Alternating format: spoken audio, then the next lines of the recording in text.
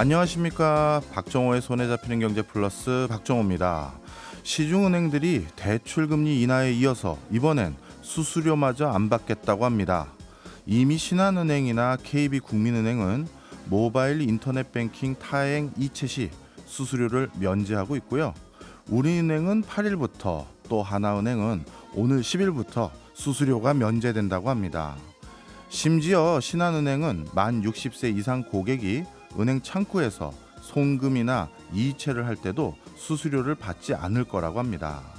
이뿐 아니고요. 시중 5대 은행에서는 신용 점수가 낮은 취약 차주를 위해서 중도 상환 수수료를 1년 동안 받지 않겠다는 합의를 하기도 했는데요.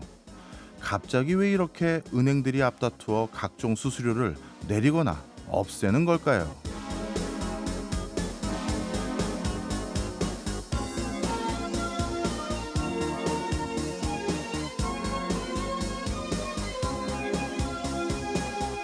은행권의 이런 태도 변화에는 금융당국과 정치권의 압박이 영향을 미친 것으로 보입니다. 최근 은행은 금리 상승으로 오히려 영업이익이 크게 개선했죠. 이 때문에 역대급 실적을 바탕으로 기본급의 3,400%에 이르는 성과급을 직원들에게 나눠주기도 했는데요. 이런 상황 속에서 은행 내부에서도 다양한 감면과 인하 혜택을 통해 취약계층의 이자 부담을 줄일 필요가 있다고 공감하는 분위기랍니다. 최근 고물가 고금리로 취약계층이 늘어나고 있는 상황에서 함께 소나기를 피해가는 미덕만큼 더 큰 마케팅 효과도 없을 겁니다. 요즘 물가 상승 추세 속에서 슬쩍 가격 인상을 단행하는 회사들에게도 좋은 선례가 되었음 하는 바람입니다.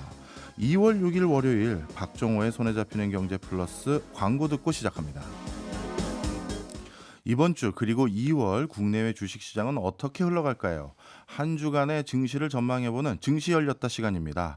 86번가 정광우 대표와 함께합니다. 어서 오세요. 네, 안녕하십니까. 예, 우리가 항상 이렇게 증시 살펴보는데 정작 오늘 증시를 보지 않고 시작했더라고요. 네, 그래서 지금 그렇습니다. 현장의 시각을 한번 바탕으로 한번 봤더니 11시 8분 기준으로 코스피는 2465포인트 정도 되고요. 코스닥도 764로 조금 하락하는 분위기로 시작하는 것 같습니다. 어떻게 보십니까? 이번 증시는, 이번 주는요? 네, 아무래도 지난주 금요일에 나왔었던 고용 보고서가 강하게 나오면서 네. 그래서 다시금 조금 매파적인 방향으로 그러니까는 금리를 조금 더 올리는 방향으로 가지 않겠느냐라는 우려 때문에 실은 지난 금요일에 미국 증시도 조금 많이 하락을 빠졌죠. 했었고요. 예. 예. 그 영향이 우리 증시에도 미치고 있는 것이다라고 보고 있습니다. 네.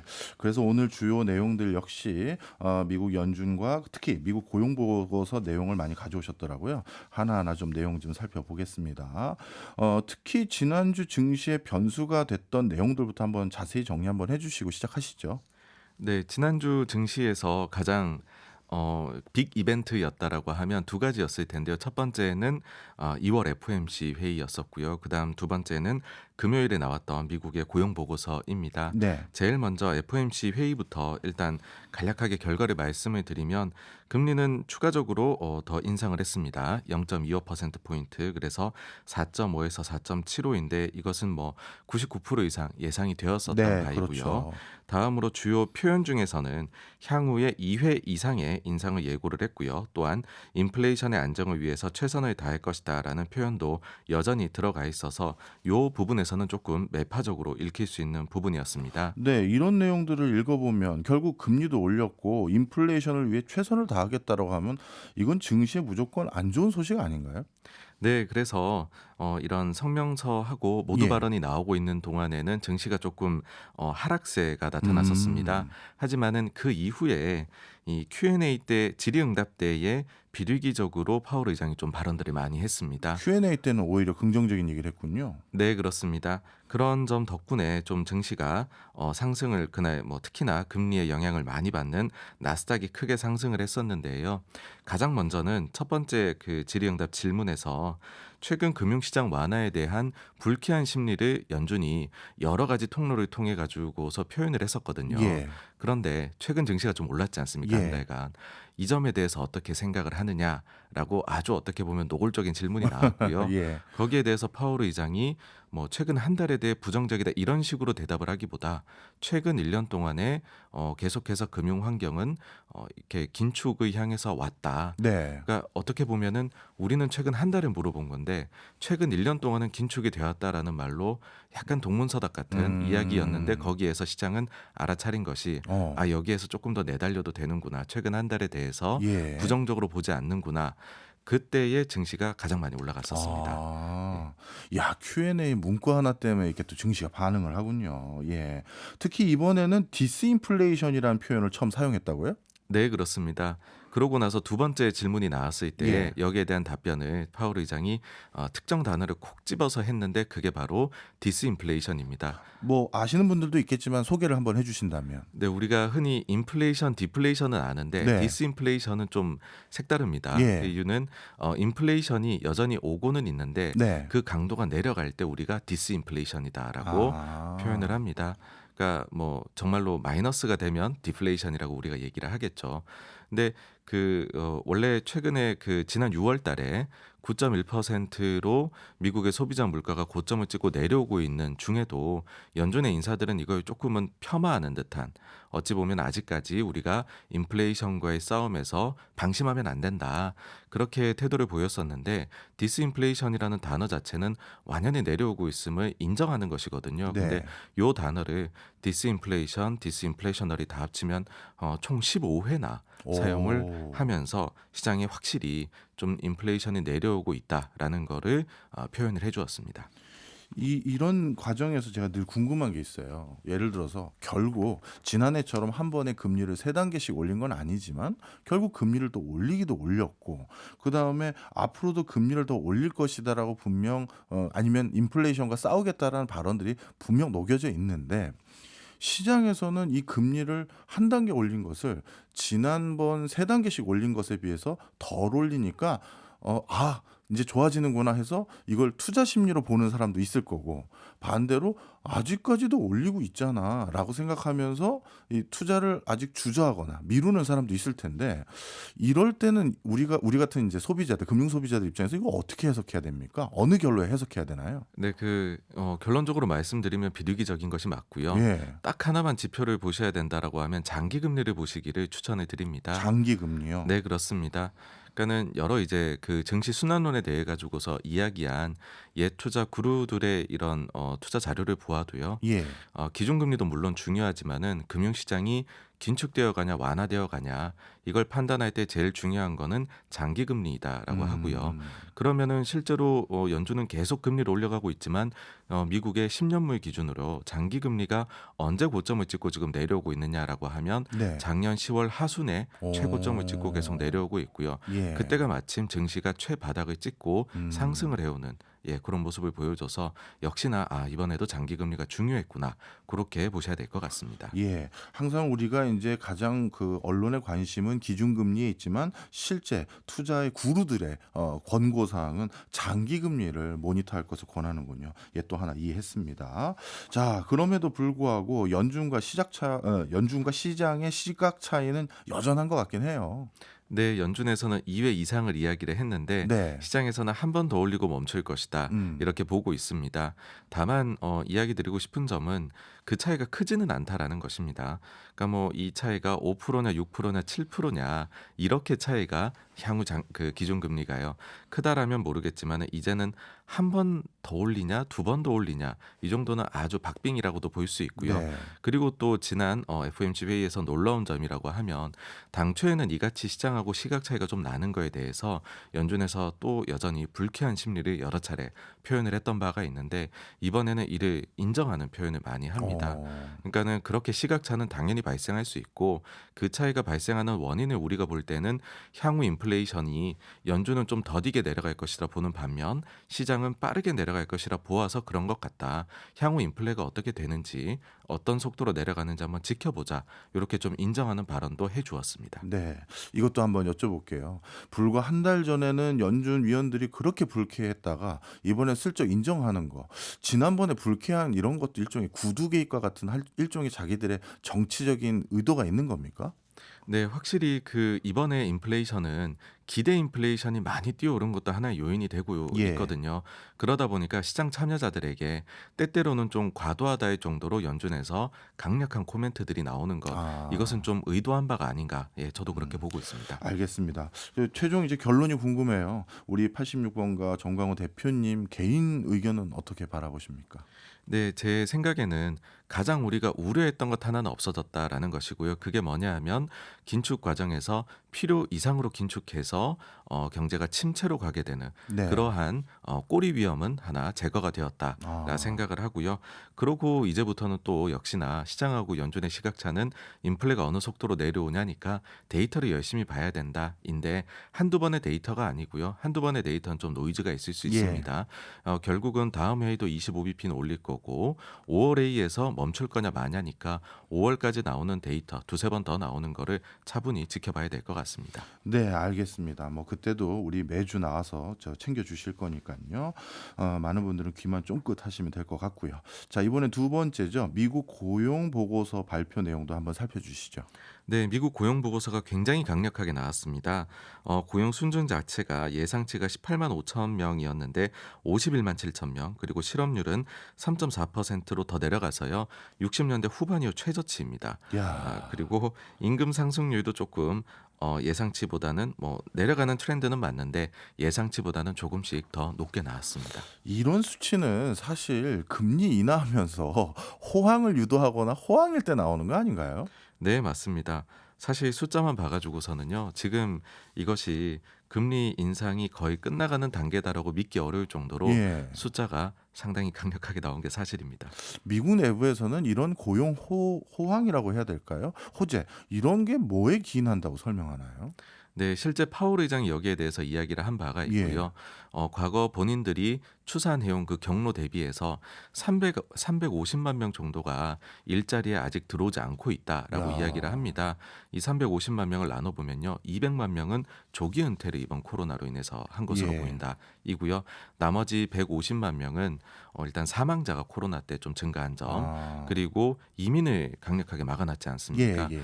그 이민자가 줄어든 점이 합치면은 150만 총 합해서 350만 정도가 줄었다. 이 점이 고용 시장을 타이트하게 만드는 요인으로 보인다라고 이야기합니다. 네. 그런 요인들이 이번에도 작용을 했네요. 자, 그런데 제가 또 한 가지 여쭤보고 싶었던 게 지금 봤더니 임금비 상승률, 임금 상승률이 4.4%예요.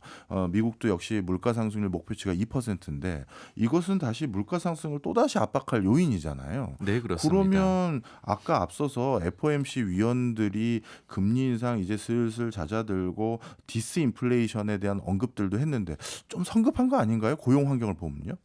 네, 그래서 지금 갑론의박이 금요일 날에 이 데이터가 나오고 펼쳐졌었는데요. 예. 다만 이제 좋게 보일 수도 있고 안 좋게 보일 수도 있고 양쪽 모두에다가 네. 어떻게 보면은 좀 이유를 하나씩 음. 만들어준 그런 게 있습니다. 지금 하나씩 말씀을 드리면 일단 절대치 자체가 잘 나와서 예. 인플레이션을 잡는데 어려움을 겪을 것이다. 이런 논의가 당연히 나올 수 있는 예. 거고요. 반대쪽에서는 아니다라고 할 수 있는 것은 뭐냐 하면 이번이 계절 조정치를 비롯해서 이 데이터에 급격한 수정이 있었습니다. 예. 그러니까 원래 1월 데이터가 나올 때에 미국의 고용 데이터는 크게 한번 수정이 되게 되는데요. 이것은 계절 조정치라는 것을 업데이트하는 것이 있고요. 예. 그리고 인구 추계치 가정도 이 시기에 변동이 되게 됩니다. 어느 정도나 실제로 변화가 나타났느냐라고 말씀을 드려보면은요.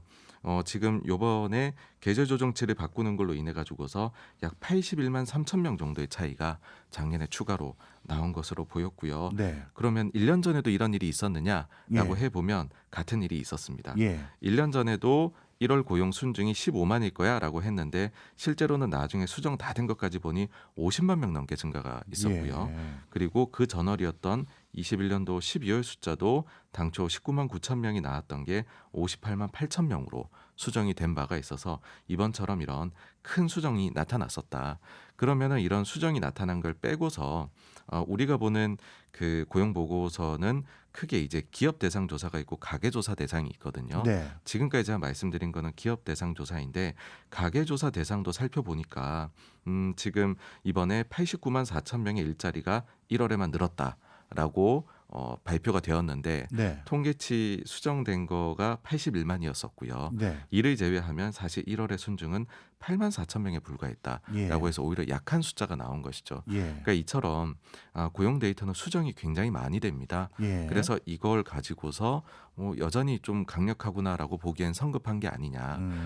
다면적으로 봐야 된다는 것이고요. 네. 분기에 한 번씩 발표되는 고용 데이터들이 있거든요. 예. 이 데이터는 이런 각종 잡음들이 제거되고 발표가 됩니다. 근데 그 데이터를 그래서 한번 봐야 될 것 같다라는 이야기도 역시나 나오는 거고요. 예. 그로 인해 가지고서 증시가 금요일에 미국 증시 보시면 많이 빠지다가 플러스 전환까지도 됐는데 바로 이 계절 조정치에 대한 얘기가 논의가 확 나오면서 그랬었다. 이렇게 보시면 될 것 같습니다. 그러니까 정리를 해보면 지금 고용 데이터에서 나왔던 것들에 대해서 실제 조정치를 발표한 걸 봤더니 고용 시장이 과열돼서 지속적으로 인건비 상승을 우려할 정도까지는 아닌 것 같아서 물가 상승을 다시 인건비 상승비가 압박하지는 않을 것 같다라는 판단 때문에 증시가 다시 상승했다. 이렇게 봐도 되나요? 네, 그렇습니다. 다만 그런데 예. 그 이후에 다시 증시는 내려서 끝나거든요. 너무 증시 어려워요. 네. 이번에 왜 낮아지는 예, 겁니까? 그러니까는 역시나 이거를 예. 너무 또 계절 조정치만 볼 것이 아니라 어쨌든 눈에 보이는 거는 받아들여야 되지 않겠느냐라는 의견도 나올 수밖에 없습니다. 실제로 이 이야기를 연준의 그 샌프란 연은 총재인 메리 델리 총재가 나와가지고서 네. 고용이 정말로 놀랍다고 얘기했고 와우라는 표현을 썼고 예. 그리고 인플레이션에 대한 승리 선언을 하기는 아직 이르다라고 네. 하니까 시장에서는 그래 이게 물론 계절 조정치 수정도 있긴 했지만 그래도 어쨌든 눈에 보이기엔 강한 숫자가 나온 건 사실이니 네. 좀 지켜봐야 되고 안심할 땐 아닌 것 같아 이렇게로 결론이 나게 된 것이죠. 예, 대표적인 연준 통인 닉 티미라우스 기자도 한마디 했다고 하던데. 예, 맞습니다. 기사를 하나 썼는데 제목이 이렇습니다. 일자리의 큰 증가는 인플레를 억제하기 위해 연준이 더 많은 것을 해야 하는지에 대한 논쟁을 부추길 수가 있다라고 조심스럽게 썼습니다. 네, 역시 뭐 이런 뭐 외부에 있는 어떤 의견들도 들어봤지만 저는 또 우리 대표님 의견도 궁금합니다. 어떻게 생각하시는지. 네, 그 앞서 FOMC에서 결과를 말씀드릴 때에 제가 5월 3일 FOMC 회의 때까지는 데이터 나오는 걸 한번 차분히 지켜보자라는 이야기를 예. 드렸잖아요. 왜냐하면 이렇게 데이터들이 막 연초에는 수정도 많이 되고요. 또 그리고 인플레 데이터도 지금 비중이 원래는 2년에 한 번씩 업데이트가 돼야 되는데 이번에는 1년 만에 업데이트를 한다라고 예. 해요. 그래서 여기서도 역시나 또 노이즈가 나올 가능성이 있습니다. 그래서 예상보다 낮게 나온다고 너무 빨리 환호할 필요도 없고요. 높게 나온다고 비관적이 바로 될 필요도 없다라는 것이고 한 세네 번 정도의 데이터가 더 나오면 우리가 경향성은 판단할 수 있잖아요. 네. 그래서 그때 가서 좀 데이터를 차분히 지켜보고 해석을 하자. 저는 그렇게 생각하고 역시나 그렇다라고 하면 일단은 지금은 좀 긍정적인 시각으로 증시를 바라보기에 괜찮지 않나 그렇게로 결론을 내려봅니다. 슬쩍 빠져가려고 하지 마시고요. 제가 지난주에 드렸던 질문과 같이 해서 한번 엮어서 여쭤보면 제가 지난주에 뭐라고 여쭤봤었냐면 삼성전자의 실적이 앞으로 더더욱 어려워질 것으로 보여지는데 주가는 요즘 올라가더라. 그랬더니 지난번에 실적이 안 좋아졌을 때 오히려 주가가 올라갔던 텀들이 많았다. 이런 말씀을 해주셨거든요. 그러면 이번에 데이터도 좋아질 것으로 예상되기 전에 아니면 이제 좋아질 것 같은 분위기 속에서 증시나 이런 게 먼저 반등을 하게 되는 건지 아니면 방금 말씀 주신 것처럼 추세를 확인한 다음에 그다음 증시도 움직이는지 똑 집어서 얘기해 주세요. 네, 지금 사실 이제 하방으로 가던 추세가 좀 변화된 모습이 많이 보이실 겁니다. 그렇다라는 거는 데이터가 몇 차례 정도 조금 비우호적으로 증시에 나온다 하더라도 방향 바꾼 게 쉽사리 다시 또 방향을 꺾어 내려가기는 저는 좀 어렵지 않나라고 보고 있습니다. 그래서 오히려 데이터가 나올 때 시장이 좋아할 만한 데이터가 나오면 환호를 좀 더 크게 할 것 같고요. 좀 비우호적인 거가 나온 거에 대해서는 스리슬쩍 눈 감으면서 다음 걸 보자는 식으로 가지 않을까 생각을 합니다. 알겠습니다. 안 피해가고 정확하게 대답해 주셔서 감사합니다. 이번 주는 어떤 이슈들이 있는지도 한번 주목해야 할 것들 챙겨봐 주세요. 네, 일단 매크로 요인으로 봤었을 때는 글로벌로 봐서는요. 연준 위원들이 이제 침묵 기간이 종료되고 각종 발언을 합니다. 요 발언들에서 수위를 한번 봐야 될 것 같고요. 화요일에 호주가 금리 결정을 하는데 우리나라하고 굉장히 비슷한 면이 있습니다. 그래서 주목이 될 것 같고요. 기대 인플레가 중요한데 금요일에 미시간대 기대 인플레가 나옵니다. 그래서 요거까지도 조금 저희가 체크하면 어떨까 싶습니다. 네, 알겠습니다. 그리고 이제 마지막으로 이번 주 특히 우리가 봐야 할 업종들도 조금 이제 추천을 좀 해주시죠. 네, 이제 중국에서 여행 관련된 주식들 생각을 하는데 왜냐하면 일본 같은 경우에도 중국인 비자 재개한 이후에 일주일 정도 지나서 상호로 다 풀었거든요. 네, 우리의 경우 지금 중국에서 입국하는 사람 확진자를 한번 검사를 해보니 제로가 나왔다라고 해요. 그렇다고 예, 하더라고요. 제 생각에는 아마 네. 빠르면 이번 주에도 비자 재개가 되지 않을까 중국 쪽. 그러면 그 다음 주는 중국에서도 재개될 수 있다 이고요. 또 한 가지가 애플이 주말 동안 가격을 중국에서 인하를 했습니다. 예. 그렇다라고 하면 최근에 테슬라가 인하를 하고 수요가 급증한 게 있었잖아요. 과연 애플도 그런 모습을 보일지 봐야 될 것 같고요. 그리고 마지막으로는 온라인에서 7개 은행 지주에 대한 그 주주 환원책 2월 9일까지 밝혀라라고 했는데 이번 주에 이제 9일에 발표가 될 네. 테니까 그 이후에 주주 추가적으로 불만족스러울 시 제한까지 이어지는지 한번 봐야 될 것 같습니다. 알겠습니다. 지금까지 정강호 대표였습니다. 고맙습니다. 감사합니다. 저희는 광고 듣고 입으로 돌아오겠습니다. 세상은 넓고 신기반기한 기업은 많습니다. 기업이 흥망성쇠한 스토리로 경제와 친해지는 시간이죠. 신기반기 레드칩 시간입니다. 오늘도 더밀크 코리아 신기주 부대표와 함께합니다. 어서 오세요. 네, 안녕하세요. 예, 늘 이 코너 때문에 우리가 모르는 기업들 그리고 우리가 아는 기업들도 다시 보게 되는데 오늘은 어느 기업 가지고 오시나 하고 제가 원고를 봤더니 야, 이 기업에 대해서 우리가 더 볼 게 있나 싶은 그런 기업입니다. 전 국민이 가장 관심 있어하는 네. 기업 바로 대한민국 국민주. 네. 네, 삼성전자죠. 맞습니다. 네. 오늘 특히 삼성전자 많은 분들이 지금 걱정하는 게 하나 있죠. 앞으로의 그 실적과 그리고 지금도 실적이 거의 쇼크 상태예요. 맞아요. 어떻게 네. 됐습니까? 그러니까 이게 1월 30일 1일 날 화요일이었죠. 지난주였는데 4분기 실적을 발표했는데 이게 나빠요. 그러니까 기업 실적이라는 게 결국은 많은 얘기 하는데 두 개 보잖아요. 매출 네. 얼마나 성장했느냐 그리고 순이익 그래 돈 많이 벌었어 이건데 삼성전자 4분기 실적이요. 숫자가 좀 얘기하니까 복잡한데 어쨌든 전분기 대비로 8.2%나 감소했습니다. 매출이요. 네, 그리고 매출이 영업이익은요. 이게 돈이 6조 5,500억 원이 줄었어요. 6조 원 넘게. 5천억 원이요? 네, 줄었습니다. 그러니까 쉽게 얘기하면요, 그 장사 망쳤고요. 예. 그러니까 이게 고상한 말로 하면 어닝 쇼크다 예. 이렇게 표현되는 거죠. 근데 특히 가장 큰 문제가 영업이익률인데요. 예. 그 애플의 영업이익률이 30%가 넘어간다고 지금 유명하죠. 유명하잖아요. 그러니까 예. 장사 잘한다. 예. 근데 이제 삼성전자 4분기 기준으로는 6%밖에 안 됩니다. 야, 이게 삼성전자가 이런 실적을 거둔 건 특정 회사의 실적이 아니라 우리나라 전체에 영향을 미치는 거잖아요.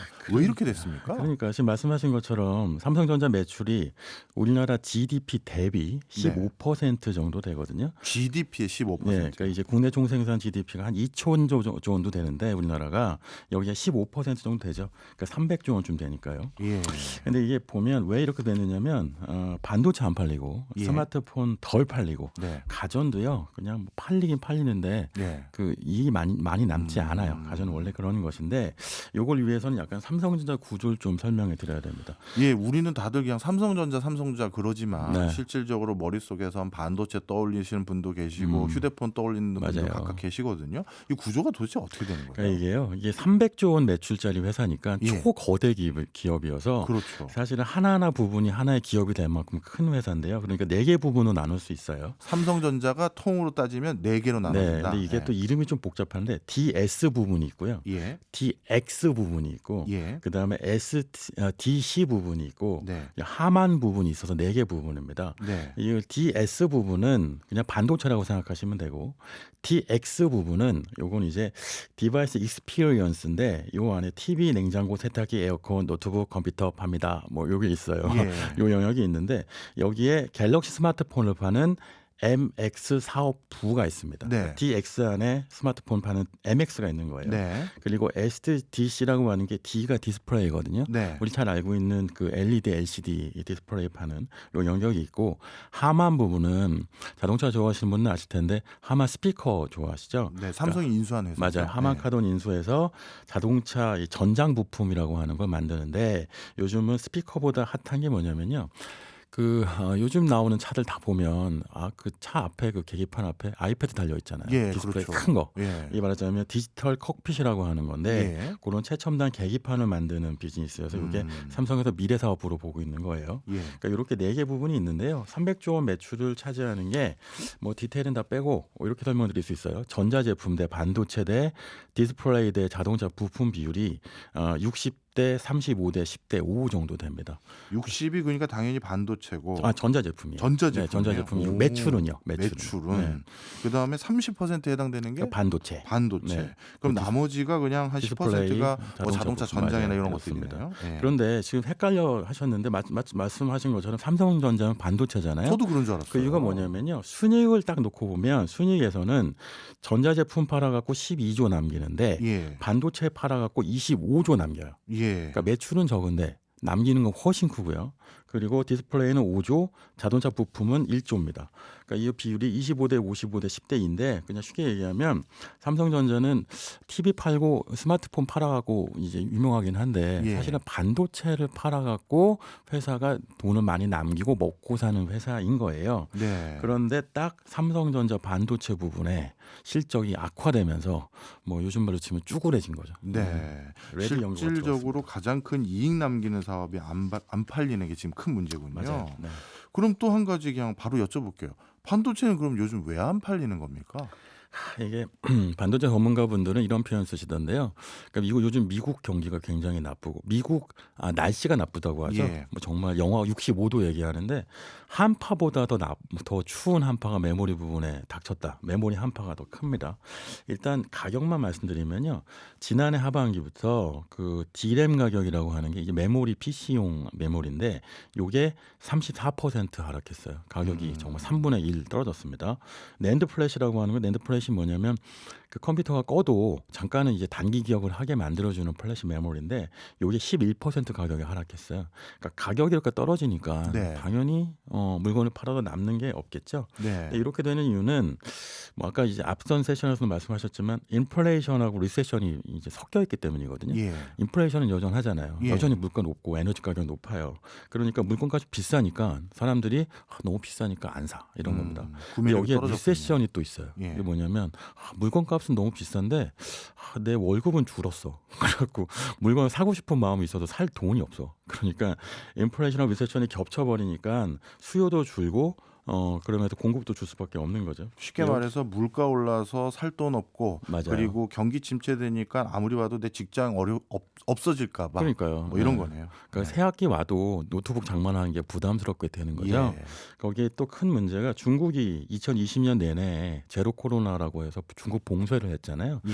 근데 한국에서 중국으로 팔리는 반도체가요. 반도체 전체 수출의 40%가 넘어갑니다. 어마어마한 숫자네요. 이게 없으니까 팔 수가 없는 거죠. 그러니까 그런데 심지어 또 미국하고 중국은 요즘 이혼하려고 하잖아요. 이혼 수속중. 맞아요.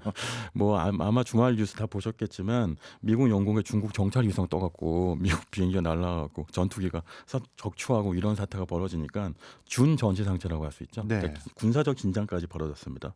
그러니까 이런 식의 어떤 그 매크로적인 환경이 있고요. 여기에 사실은 그 반도체 안에서 반도체 수요를 다 지탱했던 게 뭐냐면 그 AWS라고 스타트업 계신 분들 많이 아실 텐데 아마존 웹 서비스라고 우리 회사에 서버가 없어도 서버 빌려 쓸 수 있게 해주는 서비스가 있었어요. 네. 이런 걸 이른바 클라우드 서비스라고 부르기도 하고 데이터 센터라고 부르기도 하는데 이게 지난 수년 동안 굉장히 많이 증가하면서 반도체가 굉장히 많이 필요했거든요. 예. 그러니까 근데 요즘 이 수요가 확 줄어버린 거예요. 왜냐하면 쿠팡이나 뭐 아마존 같은 회사들이 서버를 대여할 필요가 없잖아요. 물건이 안 팔리니까. 그렇죠. 그러니까 클라우드 대여 수요가 줄면서 데이터 수요가 없어져 갖고 그래서 반도체 가격이 확 떨어지고 있는 겁니다. 근데 이게 결과적으로 어떤 일이 나타났냐면요. 삼성전자 반도체 재고액이요. 한 2022년 3분기 말까지 기준이었는데 네. 26조 원 어치가 남아 있어요. 네. 26조 원 어치 네. 재고가 쌓였다. 삼성전자 4분기 영업이익이 40조 원쯤 되거든요. 예. 그러니까 이 절반 이상이 분기 절반 이상의 매출 재고가 이야. 남아 있고요. 그 스위스 투자은행인 UBS가 제시한 재고 지표가 있는 게 뭐냐면 매일매일 쓰면 얼마나까지 생산 안 하고 이 반도체를 쓸 수 있느냐인데 예. 요즘 삼성전자 재고 일수가 13주째 남아 있고요. 그러니까 13주 동안 삼성전자가 반도체 생산을 안 해도 뭐 별 문제 없는 거예요.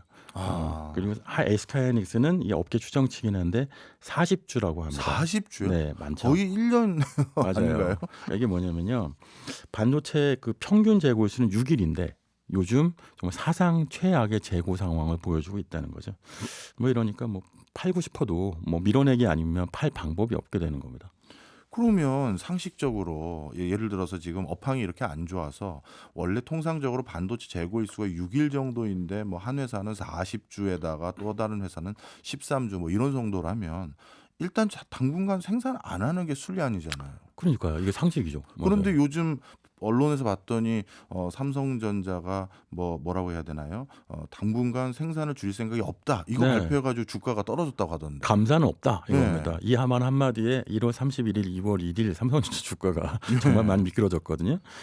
이게요. 감사는 없다라는 게 놀라웠어요. 그러니까 어닝 쇼크 상태인데 감사는 없다고 하는데 재고가 많은 상황이거든요. 예. 말씀드린 것처럼. 그러니까 심지어 2022년 3분기, 그러니까 이 전 실적 때도요. 감사 미리 안 할래라고 물어봤더니 심지어 그 삼성전자의 경쟁사는 한국에 있는 SK하이닉스하고 미국의 마이크론이라는 회사가 있는데 예. 다 감사한 얘기를 하고 있는데 삼성전자는 그때도 감사는 안 했어요. 예. 근데 그때는 딱 얘기한 게 삼성전자니까 믿는 구석이 있나 보다였는데 웬걸 믿는 구석은 없었고 재고만 잔뜩 쌓여갖고 아까 말씀드린 것처럼 정말 13주치 이상의 재고가 쌓이게 된 거예요. 그러니까 이제는 감산해야 될 텐데라고 하는데 이번에도 감산이 없다고 선을 딱 그어보는 겁니다.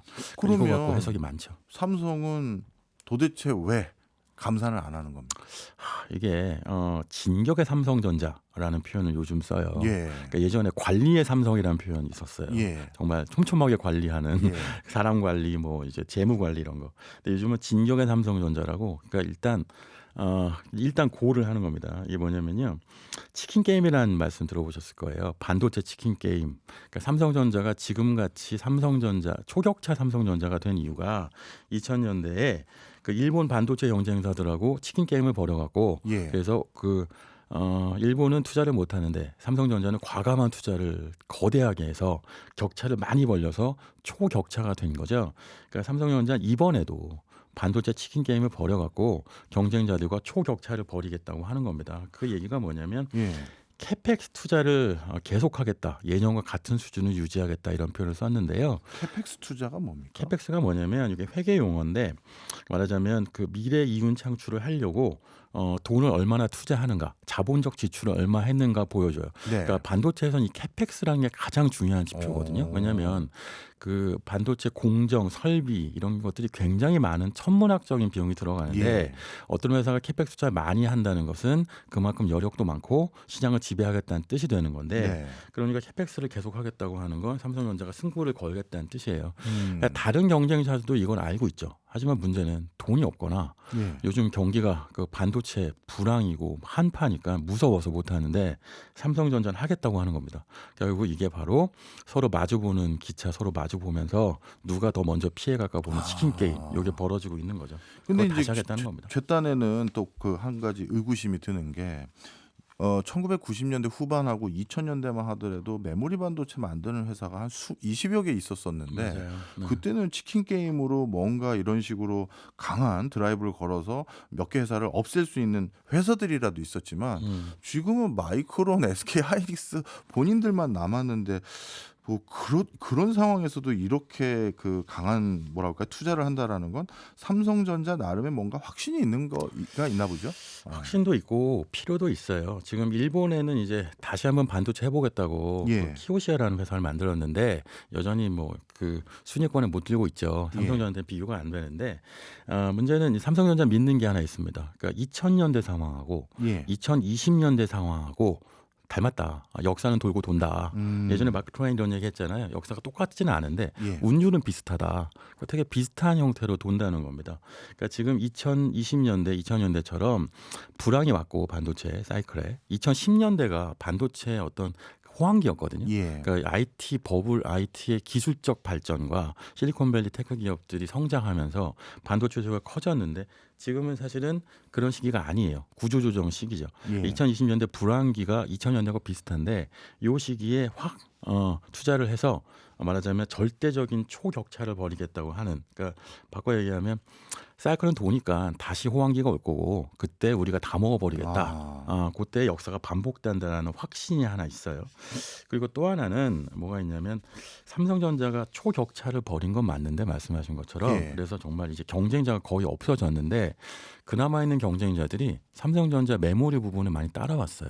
대표적으로 SK하이닉스가 그 메모리 부분에 있어서 원래 격차가 삼성전자하고 3년 뭐 이런 얘기도 했는데 예. 지금 1년도 안 난다고 합니다. 아. 그러니까 이제 말하자면 초격차가 아니고 그냥 격차? 뭐 이렇게 된 거예요. 근데 반면에 삼성전자도 추격자거든요. 예. 추격자가 뭐냐면 TSMC라고 하는 대만 회사를 알죠. 추격해야 해요. 예. 근데 여기는 메모리 부분이 아니고 이른바 비메모리라고 하는 시스템 반도체라고 예. 하는 다른 부분이잖아요. 이거는 격차가 더 벌어지고 있어요. 이건 초격차 상태였는데 요즘 분위기는 초격차가 되고 있어요. 그러니까 지금 메모리 부분에서 격차를 더 벌려놔서 이 돈을 많이 벌어갖고 초격차 부분에 있는 그 비메모리 부분에 도전하지 않으면 그러면 말하자면 죽도 밥도 안 된다는 거죠. 양쪽의 격차가 다 줄면서 샌드위치가 될 수 있다. 이런 위기감 같은 것들이 이런 이제 감산을 안 하겠다라는 걸로 나타난 겁니다. 결국 삼성이 지금이 승부를 봐야 될 시기라고 판단한 거네요. 맞아요. 근데 맷집은 있어요. 네. 뭐냐면 삼성전자가 지금 갖고 있는 순현금이요.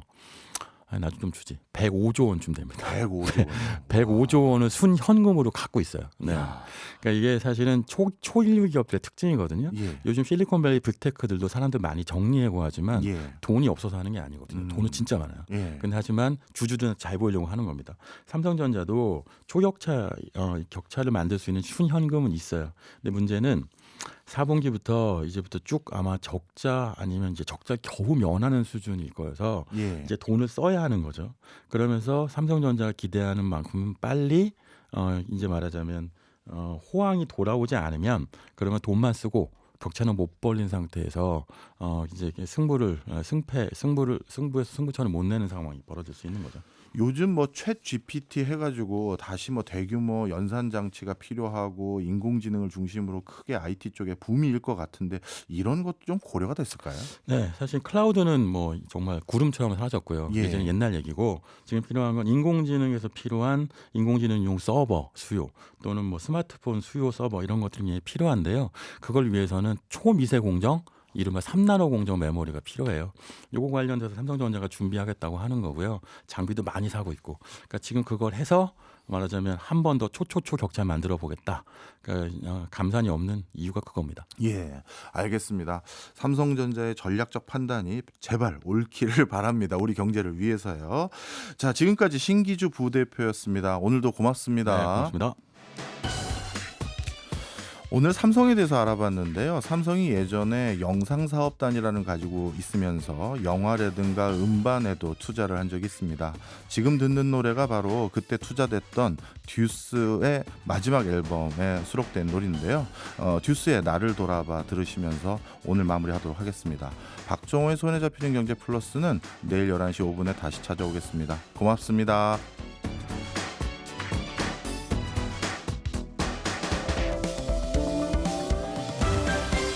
경제 생활의 플러스가 되는 아주 경제적인 시간. 박정호의 손에 잡히는 경제 플러스.